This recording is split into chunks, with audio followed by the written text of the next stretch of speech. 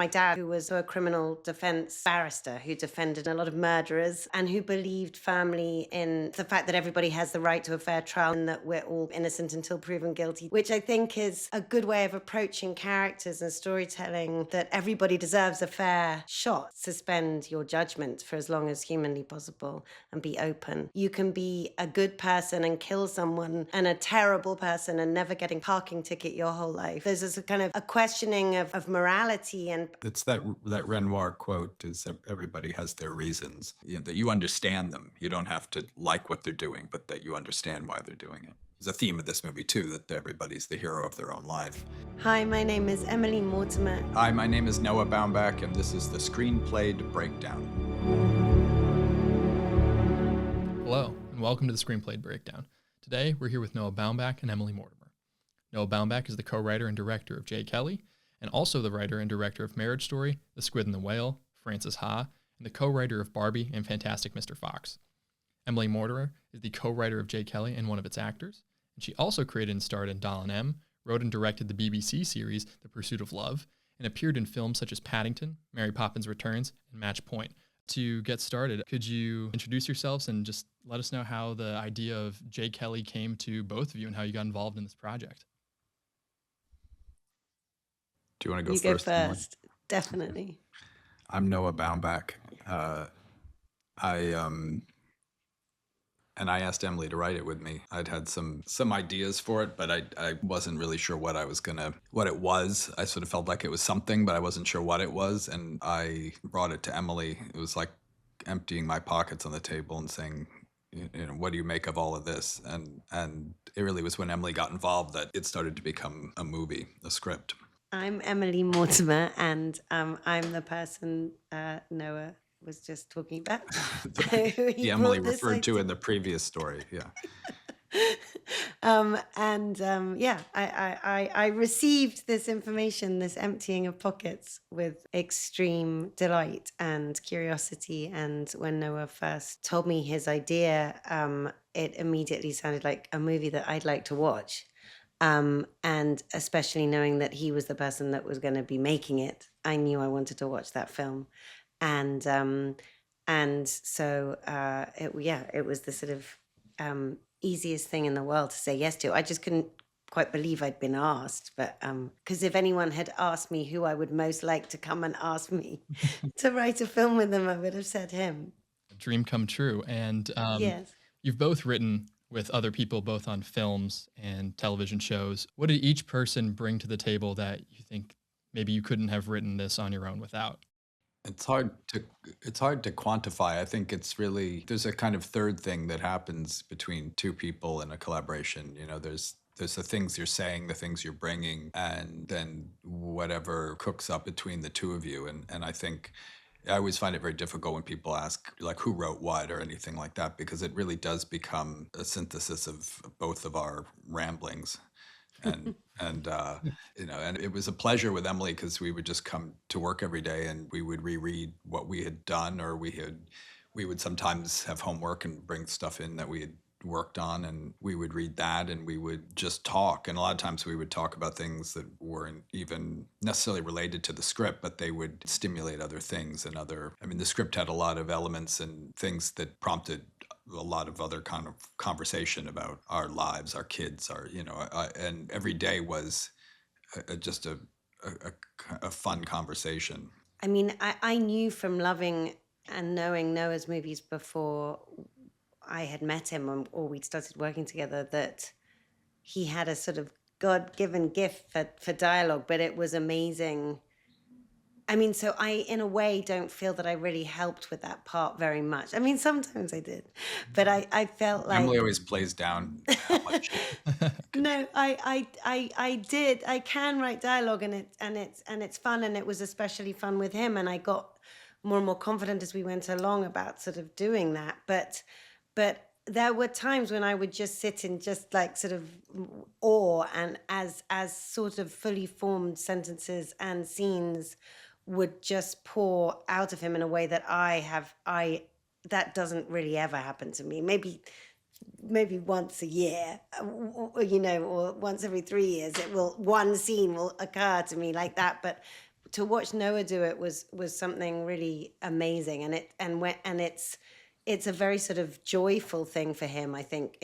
I mean, I'm speaking for you, but I there's something that happens when this sort of characters start speaking in his head, that they just kind of, they tumble out in a way that is just so thrilling to be around. So I think that part was the part I was maybe least helpful with, but I think I was quite good about being rigorous about, quite bossy about the sort of story. But and sort of like the brain ache of sort of how to connect it all. I think I could maybe be helpful with. I don't know, but Yeah, we but fought a me, lot, yeah, we but did. in a good way, like brother and sister. Uh, we there were, but they were good. They were good arguments, and on both sides, I think of we would. I Um, think that is a thing that it is amazing when you feel that you can be kind of direct with each other. I'm terrible at being direct in real life to anyone. But for some reason in this environment, just sitting with Noah, who, as I said, was such a hero of mine and still is, that I was so surprised that I was able to sort of be bossy about things, but I was sometimes, and I just never felt, he's an incredible collaborator, so it never felt nerve-wracking just saying, oh no, I don't think so, or no, but you've got to put that back, or it just felt, he's so receptive to it all, and that part of it just felt so fun. So I think one of the coolest parts was that neither of us felt kind of shy of being direct, or and we immediately understood when what the other one was kind of getting at, or if we didn't, we were very wanting to understand. There was such an ease in a way. Right. No, and speaking of that collaboration and the process of learning from someone else that you're working with, looking back on your careers for so many years, was there anybody either recently or even when you were younger that you could point to and say that person taught me the most about writing or directing or in acting? well, I mean, all the key collaborations I've had have been incredibly influential for me, and I've taken things from all of them. I mean, I think when Wes and I were writing years ago, I was, it's also about the timing of things too, because I was at that point just had started to write The Squid and the Whale, and when he asked me to write Life Aquatic with him. And so I think working with him on that script on Life Aquatic was just his rigor, is this the best it can be? Not settling, saying like, that at that point in my life was an important thing to see, because I was also watching somebody who was working from a place of, he was in a place where he was just sort of making them at that point, and I was struggling. I was trying to get a movie made. And so watching somebody sort of writing from a place of confidence, and who was also the same age as me, I think was really helpful and important, so that when I made The Squid and the Whale, and then I started to make them and have the opportunity just to make what I wanted to make, I took a lot of that rigor with me, and that sort of not settling. I mean, I think it's something Emily and I focused on a lot, which was just not, is this the best it can be, and not getting comfortable. I think there's always, when you're writing a script over a long period of time, there's like certain scenes need fixing, but you kind of keep, even sometimes both of you sort of decide to just leave it for now and work on Avoid the it. other things. Yeah. And it, inevitably you get to that point where that's the thing. And often it's a scene, maybe it's something you write later that helps you understand what's wrong with that previous scene, uh and or dialogue, or things that you write in that just sort of at the point is just sort of functioning but isn't really singing. I think it's just important to keep going over and over and over it, and making sure it's as good as it can be, or as good as you can make it, as good as your abilities can make it. And for you and Emily, anyone that taught you the most about your craft? Well, it was such a lesson working with Noah, and I think, to what he was just saying, it was kind of, the fear of starting something is immense, and you feel like already has to be great, otherwise you shouldn't be allowed to start it. And Noah, I think, taught me that it's kind of always bad until it's good. Like, it's, you shouldn't be scared of it not being great, because it can't be initially. It's just an idea, and it's gonna be crappy, and there's gonna be something to it, but it's never gonna work until it does. And so that was an amazing lesson. But I think the person, my kind of original tutor in sort of how to approach life in a way, as well as like writing or making things, was my dad, who was a writer, but he was also a criminal defense barrister who defended a lot of unsavory people and a lot of murderers, and who believed family in the sort of the fact that everybody has the right to a fair trial, no matter what they may or may not have done, and that we're all kind of innocent until proven. The presumption of innocence, Right. which I think is a good way of approaching characters and storytelling. That everybody deserves a fair shot. We need to give every character their hearing, and that all the characters are kind of innocent until proven guilty too. And he would say to me, one of his earliest sort of aphorisms that I remember as a child hearing him say is, you can be a good person and kill someone, and a terrible person and never getting parking ticket your whole life. That there's a kind of a questioning of morality and the paradoxes and the complications of life that he saw all around him in the law courts, and that he took into his writing, and I think are very good lessons for writers, as well as people defending barristers and defending murderers.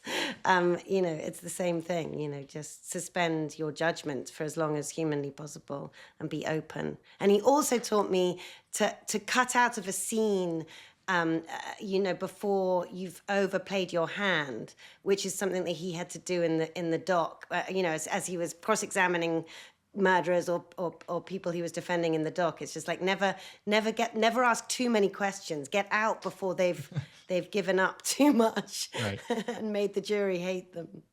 That's incredibly interesting, and I think you see that play out with Jay's character as well as Ron's. That both of them, and that, at least for me, it stands out, the dancing scene in Italy, where Ron has every right to kind of want to continue working and support his family, whereas Jay has every right to want to return. They both innocent, and you leave that Yeah. judgment up to the audience. Yes. Yeah, it's that Renoir quote is everybody has their reasons, is something I think sort of naturally I feel like we approach our material that way, of wanting every character to have. I mean, it was a theme of this movie too, that everybody's the hero of their own life. But certainly in writing them, that everybody that you understand them. You don't have to like what they're doing, but that you understand why they're doing it. Right. And speaking of, I'd be remiss to go through the interview without mentioning the phenomenal actors that you have in the film. As Noah, you've spoken before in other interviews of sticking closely to your writing in a, kind of dotting out exactly what needs to be said.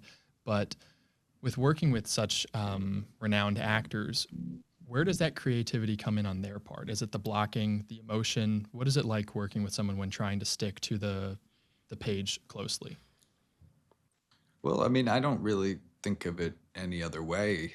I mean, I think we're giving them the words, and they're bringing all of themselves and all of their everything that's true and personal to them. They're the ones interpreting it.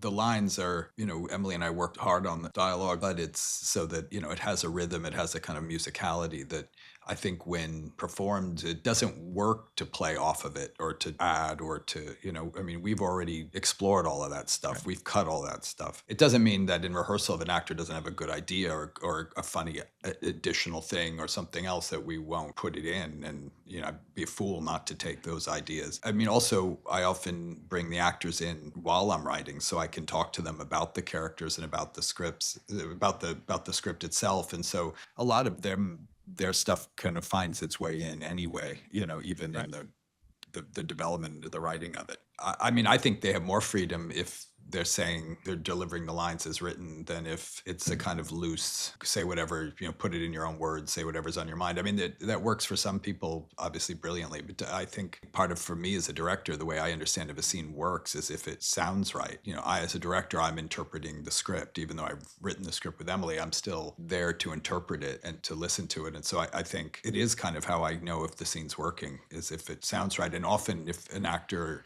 inverts a line or changes something inadvertently, I can hear a bump in it, something that's not Right. And it's not helping them. It's not helping them get to wherever they need to get. Right. And in looking back at the film, Emily, is there a scene you're particularly proud of, or a scene that you find your favorite?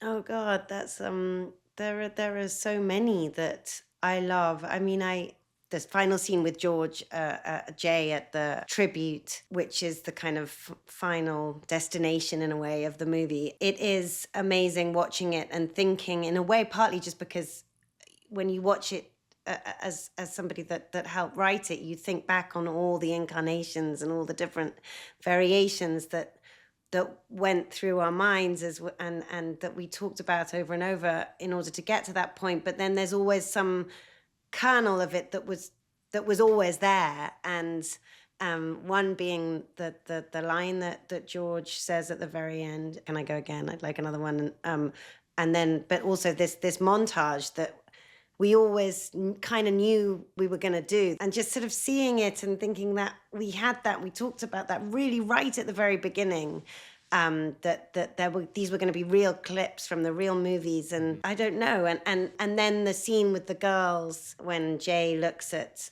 his daughters and has finally, at the end of all this long journey and all these traumatic memories of the places in his life that he kind of went wrong, he has this one sweet memory of a time that didn't go wrong, where he stayed and he watched his daughters do a sort of silly play in the garden, like so many kids have done. And just remembering how we got to that idea and how that was another thing and at one point they were in a tent and it was a whole other thing and they were doing a whole big involved, but the distillation of that idea and how it all sort of came together in this kind of very bittersweet way. I don't know. I really just think it's a kind of, testament to Noah's filmmaking, really, as much as anything, that ending and how it all works. But it does feel very. But it's also it's interesting that way, where when you cut things while you're working and you take out scenes or things that you maybe you liked, tried to make them work, but they don't ultimately, and then something happens later where you are able to, as Emily says, like you distill the idea of what was working in that thing and you actually make it work. It finds its way into another context, another scene, and it's another way in.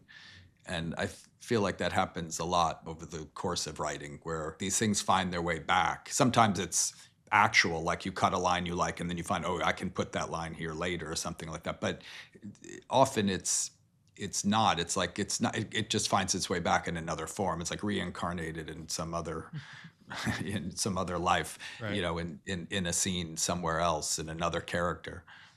It's funny, the thing of like, George is looking at his movies, or Jay is looking at all his movies and experiencing a kind of, his life flashing before his eyes in a way, through in the form of these clips from his movies over the course of his life, and he sees himself go from young to old and back again, kind of.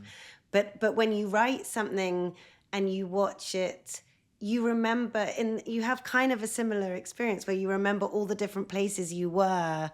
And I can remember standing in a hotel in the south of France doing an acting job, and coming up with a cocker spaniel in the Serengeti line together, and just like you just have these moments, like I was there, and then when I was there, and then we were, sitting in Noah's apartment for that bit, and all the different bits of your own experience of writing the movie as you're watching it come back to you in a similar way. That's fantastic. And I'm terribly sorry, but it looks like we will have to wrap it up here. Thank you both for joining us for a brief interview. Really appreciate you coming on. Thanks for having us.